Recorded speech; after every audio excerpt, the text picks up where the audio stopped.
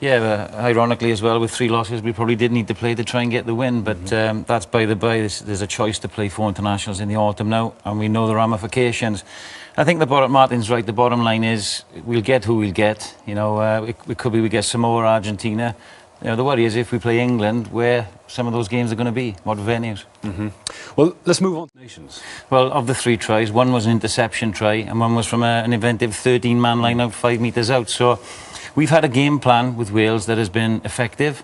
It's won us Grand Slams. It's got us through a semi-final of a World Cup. And it's been effective because it's been physical and wearing down opponents. But it's taken its toll. And I had a little look now at some of the footage from yesterday. But there's some common themes.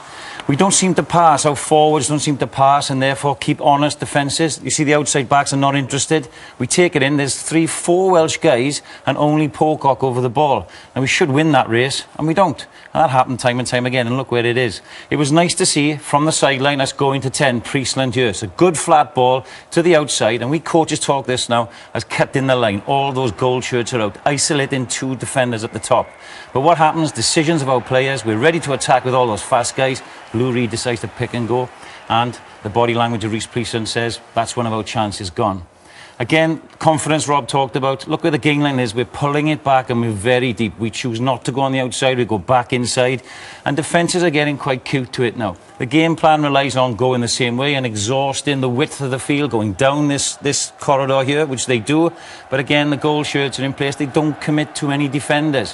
When we pull back here, too often, I keep saying, we just truck up forwards that get smashed by the South Seas and the Southern Hemisphere. And just look here now where this ends up. We get a bit individual. And here we've got pretty much all of our players in this area of the field. So a bit of lacking in confidence.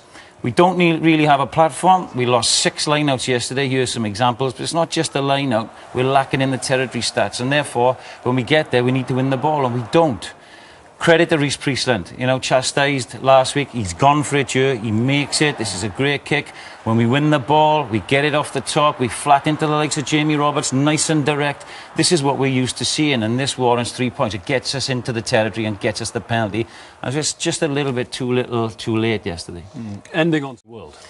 Yeah, I think so. You know, as Rob highlighted, we probably should have won the game, and the effort is tremendous. You know, the last 2 weeks we've raised the game. There's a lot of pride and passion in it, but it's a lot more detail than that. What was pleasing to see was some heads-up rugby being played. They attacked from deep in the first half. There you go on our own line. Here now they identified that the Australian defence was really tight, and they go from the 13 to the 15 channel, and Halfpenny cuts in, and away we go.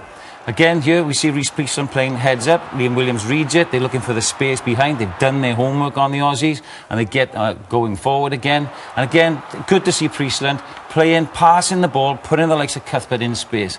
So there are good signs. You know, we can play well. We have good players. Priestland played far better yesterday, moved onto the ball and was flatter. But all of those attacks are from very deep, and we're not finishing them off. I think there's a lot more composure when it matters, which they have. We've been given a lesson this autumn around the tackle area, both with the ball and without the ball. Those players make good decisions, the McCaws, the Pococks and that. They make very good decisions and they don't commit too many because they do a good job in 1s and 2s. We seem to overcommit, go off our feet, so big lessons to learn there. OK, well, if you thought, how did England do that?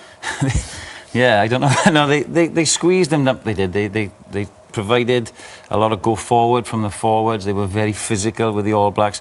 They got the territory, and what England have got now, they've got a set piece. Their lineup was very good with Parling. Dan Cole was pretty destructive in the scrum. And Owen Farrell kicked his goals, took his opportunities, very Johnny Wilkinson-like, might I say, you know. And they got the confidence from Tuolagi's interception and then built on that. The chariot kept rolling from there on, you know. So, yeah, a bit worrying. Obviously a long, hard year for the All Blacks. Take nothing away from them. They're clearly the best side in the world, but a great win. Well, on that, Martin, fully into that breach now. It depends on the individual. I think, you know, Rob Martin is a very hands-on coach. You know, he's still quite a young coach, and I would imagine he'd want to continue being a hands-on coach, whereas Warren is more of an elder statesman, you know, delegator in the back room, if you like. So it'd be interesting to see if they bring somebody else to help him. I think Neil Jenkins is a very good coach now. Worked with him with Wales, and he could push forward and assume a bit more responsibility, allowing Rob perhaps to have a little bit more of a head coach role. So it's difficult because he is a hands-on coach. And the makeup of that coaching team now will be down to his responsibility. Yeah, Martin, you know him very after the game. It's a tough one because clearly this autumn, as I showed, it hasn't really worked, but it has worked in the past. Now, whether the mantra will be to keep doing it and do it better, don't forget we'll have some top players coming back, fresh back from injury and rehabilitation in the Six Nations. We look a little bit jaded, I think it's fair to say. The structure of the Northern Hemisphere season is taking its toll, injury-wise, mentally, on the boys, and fatigue.